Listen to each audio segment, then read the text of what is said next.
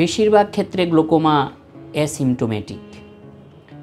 তো প্রাইমারি গ্লোকোমার ক্ষেত্রে যেটা অ্যাঙ্গেল ক্লোজার গ্লোকোমা, সেটা যখন যাদের অ্যাঙ্গেল মানে অ্যানাটমিক্যালি যাদের চোখের যে ডিফর্মিটি থাকে বা অ্যাঙ্গেলগুলি ডিফর্ম থাকে বা অ্যাঙ্গেলগুলি ওপেন থাকে না, তাদের অ্যাঙ্গেল যখন আস্তে আস্তে ক্লোজ হতে থাকে তখন মাঝে মাঝে ক্লোজ হয়, মাঝে মাঝে ছেড়ে দেয়, তখন মাঝে মাঝে ব্যথা হয়, মাঝে মাঝে আবার ঘুমাইলে ভালো হয়ে যায়।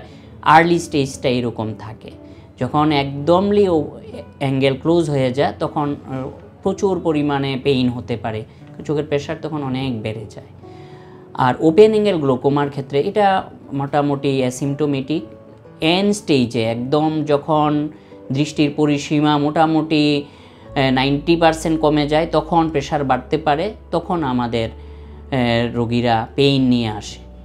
তো এই জন্য বলি যে সব গ্লোকোমায় যে পেইন হবে এমন কোনো কথা নাই। সব গ্লোকোমায় যে আর্লি স্টেজে দৃষ্টির পরিসীমা কমে যাবে সেটাও আসলে কথা না। অবশ্যই চিকিৎসকের কাছে আসলে চিকিৎসকই বুঝতে পারবেন কোন গ্লোকোমাটা কোন স্টেজে আছে।